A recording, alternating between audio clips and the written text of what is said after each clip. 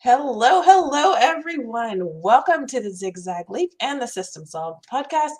Today, I am talking to Erica Castner, and I'm so excited for this conversation. So, for over 2 decades, Erica has helped business owners and personal brands expand their reach and presence online. Expand their reach and online presence. Sorry. She is also the host of the Voices of Impact podcast and has recently become an Ironman, which I have several questions about. But Erica, thank you so much for joining us. I'm so excited to be here today, Nisha. Thank you so much for having me. All right. So can you tell us a little bit about how you got to this point in your business where you're helping people move forward with the networking piece of things? Well, I find that it's been an integral part of my business. For all of my business career. I mean, it's wild that I have been, when you read my bio, you said 2 decades, over 2 decades. It's wild that I've been doing this stuff since I was 5 years old. Just kidding. But I didn't really realize that it was networking until I moved to the Southwest Florida market, which is where I live today. I was originally from Illinois, but I was in corporate retail for like 11 years, moved to Florida in 2005, and found myself out without a job, without friends, professional friends, like personal friends. And so I needed help. I needed to find resources and jobs and Right. opportunities. And so when I started putting my self out there, and we'll probably talk about this in some way, shape, or form today, I realized that things don't get done unless you have a network behind you. And even in my previous world in the corporate retail space, I realized at that point in 2005 that all of my positions that I had gotten were because somebody knew me and said, "Oh, we ought to talk to Erica and we ought to recruit her from this world or give her this promotion because we know, like, and trust what she's all about." And so today's conversation, especially as a business owner, if we're putting ourselves out there, we're going to talk about leveraging your network and getting known and getting those opportunities in a more strategic and prosperous way. So I'm excited that we're going to dive into this conversation today.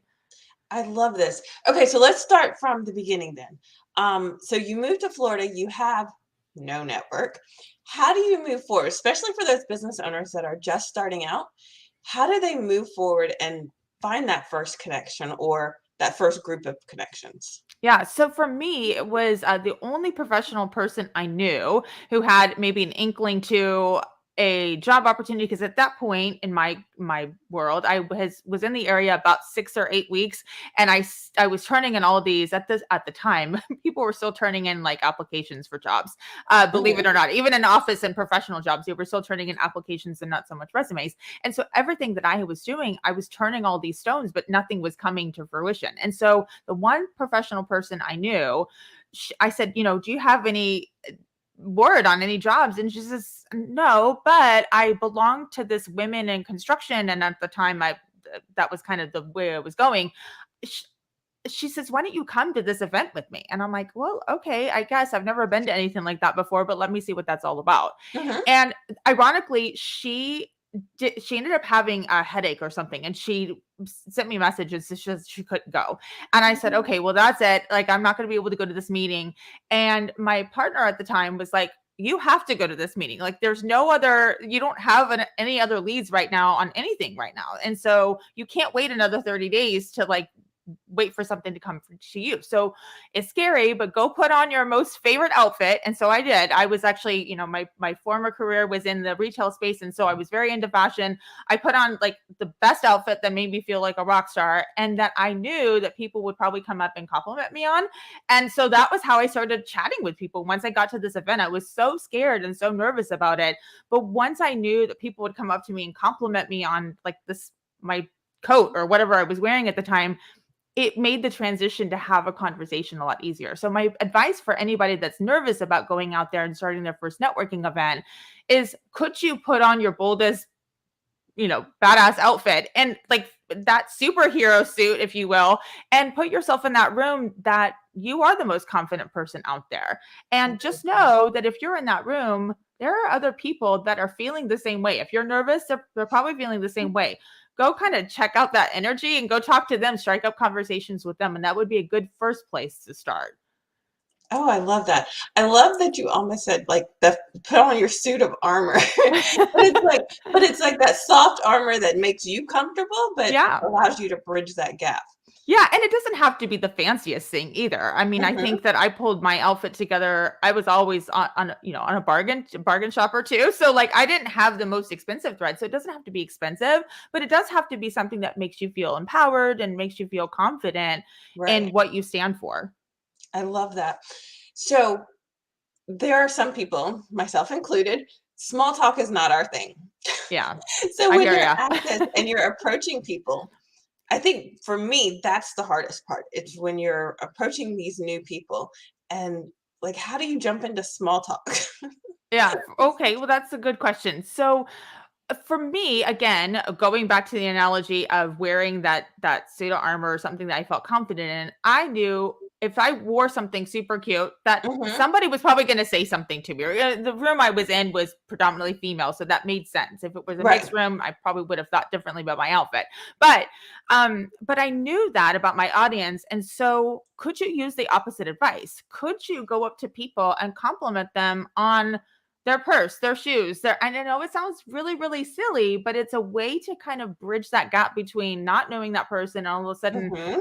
gaining because now if you compliment somebody, what is people going to do? They're not going to shun you away. They're more than likely going to open up and say, "Oh, well, thank you for that. I got this at blah blah blah." Like they're going to tell some sort of little story about that thing that you're complimenting them on. And now that's going to give you another bridge point to say, oh, well, just like you and I, Nisha, when we hopped on this pre-chat, Yes. I know that you're from Maryland. And so I told you a little interesting tidbit about my experience with being in your beautiful state. And so it opens up the conversation to bigger things. And then you start bridging that gap between, okay, this person isn't a stranger anymore. This person is now an ally. There's somebody that I can be friends with, or somebody that I could potentially partner with. So that's the simplest form to do that. And if you want to minimize the small talk, because I do realize that some of that can be, you don't want to be like, how's the weather? And Right. that's really cheesy. But you could certainly ask people, what are you here for? What are your goals? What are the things that you're working on right now? Have you been to this event before? Is there something else in the community that you attend on a frequent basis? Those are all kind of nice lead up questions that set the Yeah. stage for what you want to do in terms of forming those collaborative partnerships. Perfect. Perfect. So there is a great starting point, some little keywords that you can use. So what's the first thing that people should consider when they're approaching their network for business growth opportunities? This is a great question. So I am always of the understanding that the best results that we're going to get as business owners if if we start with the if we think about the 3 to 5 industries that are already likely talking or marketing to our ideal customer. So the way I look at this, Nisha, is like, okay, so I'm in the business strategy space. Hmm. So for me, an industry that's going to be really good for me to get to know are usually CPAs, professional CPAs that are usually managing people's books. Um, business attorneys are going to be a good referral source for me. Other podcasters that are aligned with this mission of helping businesses grow. So anything that is related to helping businesses grow in general, those are good industries for me to want to have a conversation with. And so for our listeners today, if you're thinking about your own industry respectively, what are those 3 to 5 industries that are not your exact industry, but they're ones that are like your industry. You have a similar clientele. And so what you can do is start with them, and then you probably already know people in your existing network that fit those industries. Yep. So instead of reaching out and just saying, "Hey, can we exchange referrals?" Because most people are going to be like, "Whoa, hold the phone." Could you call them up or send them a quick message and just say to those people that you know already, they're not strangers, but they're people that you know already in those specific industries that are relatable to yours. Hmm. And could you ask them, hey, I'd love to reconnect, learn what you're working on and how I can support you. That phrase alone, or that little paragraph that I just said, so I'd love to reconnect, learn what you're working on and how I can support you, will open up the doors for so many opportunities for you, because if people are expressing what they're working on, what's the next thing that's going to come out of their mouth? oh, hey, what are you working on right now? And how can I Exactly. help you? So it gives you a bridge point to then have that conversation without it feeling like salesy or slimy that you're trying to come in and Yeah. ask for this tit for tat thing. And here's the other thing I want to put into this conversation, Nisha, is doesn't necessarily mean that you're going to have an opportunity that comes from that conversation, and that's okay. Right. But it is going to be a starting point for you to start thinking about, oh, well, Sally Sue that I met the other day, she was talking about this, or, Hmm. you know, just you have like more frame of reference because you're in conversation. And I think that's the biggest lesson I want to impart with all of this is that you have to be in conversation in order for those business opportunities to open up. You can't like just Exactly. be behind your computer screen or wait for those opportunities to come. If you're engaging in one-on-one conversation, group conversation, those opportunities will be coming. But just making sure you're thinking about it smartly and not like everybody needs to be in my network. That's a great way to start. I love that.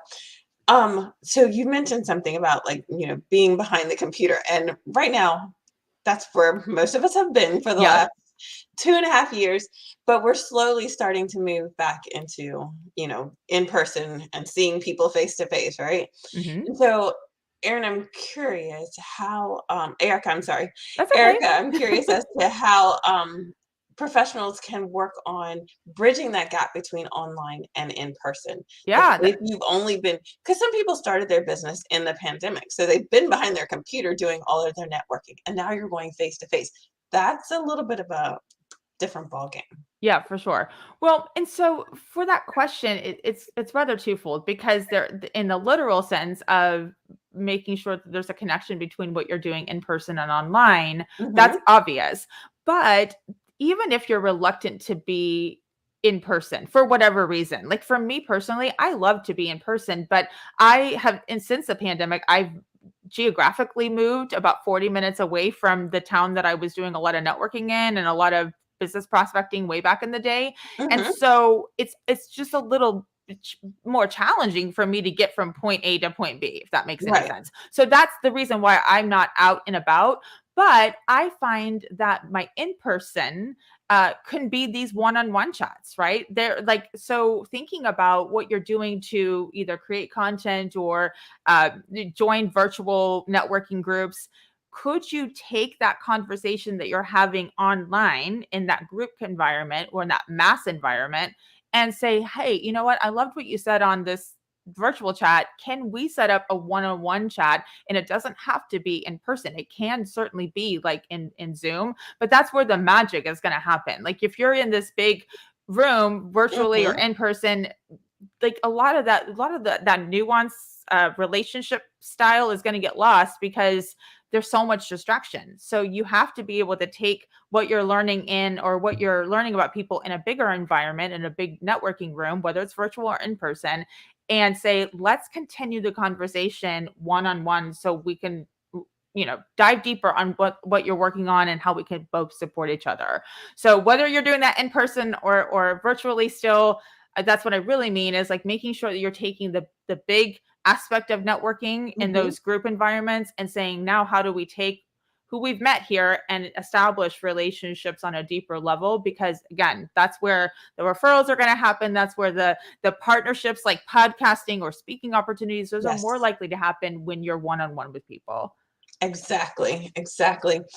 One of the things that we talked about in our pre-chat was the difference between those big group environments and the one-on-one chats. So I know that there are people that struggle with the Chamber of Commerce, the BNIs, the local meetups, versus the one-on-one chats. How do you reconcile the two so that they're both beneficial, or do you recommend one or the other? They're equally important. However, to streamline this for people, especially those that are thinking, "Oh my goodness, having a one-on-one coffee chat with somebody is going to take too much time out of my Hmm. day."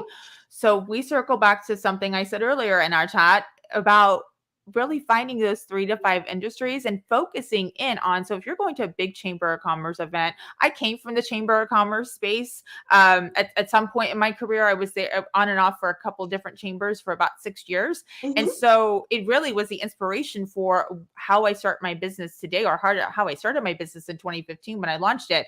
And a lot of those foundational principles that I learned through the chamber set me up for success today. But when you walk into that room, instead of being overwhelmed by, oh my goodness, I have to meet everybody in here, and either you like that or you don't. So like that overwhelm aspect of it, don't think you have to meet the entire room. Be focused on, okay, if I'm walking into this room today, I'm intentional because I want to meet more people in these 3 to 5 industries I've already identified that are aligned with my business and what I do as an industry. So you already have, like, you've already set that intention before you've walked into the room that you're Hmm. going to align yourself with those 3 industries. And if you run into somebody that isn't one of those industries at that event, that's where you can say, hey, while I'm here today, I want to meet more. In my case, it would be CPAs, right? And so I would just say, Right. I'm looking, do you know of any CPAs that are here today? And I'd love to be introduced to somebody here. Then from there, now those one-on-one chats are more strategic because, again, you're thinking and connecting with people that are more likely going to open up the doors for either referrals or things like this, like the podcasting and the speaking opportunities. Right. And you're not thinking about it from like oh, I'm here to get clients. Like, that's the worst thing that we could do is we walk into a room at BNI or at a chamber event and think, I'm here to get clients. No, you're there to build referral partnerships. And so I would much rather you think about building a referral partnership with somebody who's already talking to 200 of your clients Right. versus you trying to go out there and talk to 200 of your clients. It doesn't make sense as a business owner. You got to be more strategic on that front. Right. So we've talked about, actually making those connections and finding those 3 to 5 industries, Yeah. and then, having those one-on-one conversations and finding out how you can support each other. But how do you get to the point of collaboration where you're actually able to leverage that to scale your business? Yeah. So I find that, again, the collaboration isn't a one and done kind of a thing. It has Hmm. to be built over time. And so in my world, one of my favorite ways to collaborate is by either being a guest on other people's podcast or vice versa. They're a guest on my show because it's a platform that I've created to, again, be aligned with people that are already talking and marketing to my peeps. So for you, as you're listening to this today, is it blogging? Is it Facebook lives? Back in the day when when I wasn't necessarily doing a lot of podcasting and we were doing in-person stuff, I hosted a monthly in-person workshop where I gathered 4 people that were already talking and marketing to my ideal customer. And I created an environment, a panel discussion, if you will. So it wasn't just me up there creating content. It was like this collective thing where I I still love looked that. like the leader because I was moderating the panel, but it was like that was my like thing that I did to create collaboration. And so you have to decide as you're growing your business, like, what is that thing that I can do to partner with other people to create content? Because that content is going to be shared on multiple platforms if you're partnering with other people. The collaboration can also show up in referral partnerships, but it's a matter of opening up that door one step at a time and having multiple conversations and staying engaged with that person, so it's not just a one and done kind of a thing. Some Yes. of the other things I could gently land into this piece of the conversation, Nisha, would Mhm. be like, if you're trying to build that and maybe that person that you want to work with or collaborate with is a little reluctant or standoffish, like, are there other things that you could do to help them know that you're serious? So could you, if you know a little bit more about their areas of focus, could you um, connect them with somebody that they need to know? Could you send them, maybe you work with them in another capacity? Could you give them a review or a testimonial on your social media platforms and amplify their brand? So there's little things that you can do, even if they're not willing to step up to the plate and work with you right away. But if you've had an experience with their brand and you want to show up and either refer them to Yes. somebody else or connect them with somebody else or give them a shout out on social media, those are all ways to kind of build those connections in time. So when they're ready to collaborate, they're ready to work. and rock and I roll. love that. I love that because I think a lot of people think when it comes to collaboration, you have to jump immediately all the way into the deep end. And it's like, we're going to form a JV partnership. Let's go No, all yeah. in. And it's like, no, how about we start small and kind of tiptoe into the wading pool? And I like the fact that, even starting with testimonials and reviews, as you said, like that's something super simple. There's not a lot of risk involved. You're just, putting your experience out there and supporting them in the process. I love Yeah. that. Yeah, and it can even be, even if you don't feel confident in giving them a review because they haven't you haven't worked with them and that's just not appropriate, are they creating content out there, and could you watch it, consume it, engage with it, share it? Those kinds of things are all appropriate. And you're absolutely right, Nisha. Most people are going to be very reluctant to jump into a JV partnership right away, a joint venture partnership, because they're like, I don't know you well enough yet. Right. I don't know if I'm going to be able to, if I put you in touch with somebody that I know and the deal goes south, that's my reputation. So you have to be Exactly. step by step on this, and don't be afraid. Don't say that because you've had 3 conversations with somebody that this doesn't work. You often have to have 30 conversations with somebody. I mean, statistically speaking, you're going to have a number of conversations and a number of Right. touch points before they're trusting you to do the next thing. Right. And it's the same way as if you're, meeting a new client. You're not going to go out there and ask them to buy your, Mm-mm. 5-figure package the first time that you meet them. You're Right. going to want to take it slowly with them, the same way you want to do it with collaborations. I love that. Yeah, yeah. I just had this happen to me. So as we're recording this, I'm getting ready to launch a boot camp, but like a brand awareness boot camp.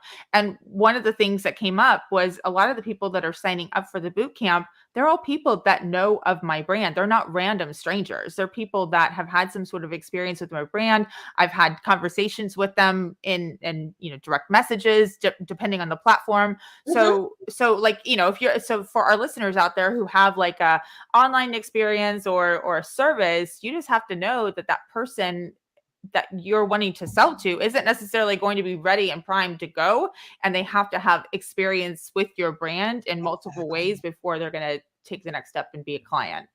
Exactly. I love that. So, what would be your number one tip for somebody that's ready to move forward with networking and try to make this work for them? Yeah. So again, going back to thinking about your 3 to 5 industries that are likely talking and marketing to your ideal customer, if we start there, and then we're intentional about reaching out to the ones that we already know in our current sphere of influence, one of the things that I do, and this is something that I'm happy to gift your audience today as well, but I actually have something where it's literally a collaboration tracker. It's somebody, it's a simple Excel spreadsheet. It's not a complicated CRM, but it's literally a spreadsheet that my husband and I, because my husband's in a different business, but we both serve a similar clientele in our businesses respectively, and we came up with it with it several years ago so that we could keep track of who we're staying in front of in terms of our referral partnerships and those collaboration opportunities. And Nice.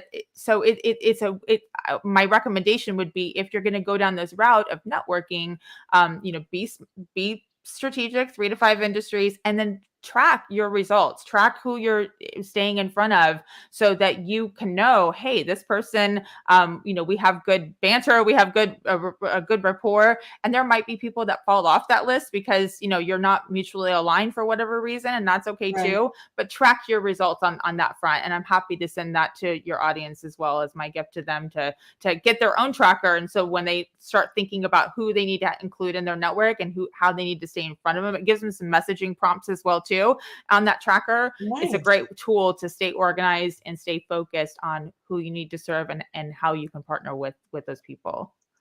Perfect. Okay, so I will make sure that that is in the show notes so that everyone can get that and learn more about how you do your thing, and also begin to get to know you so that they can, start to figure out their branding as well.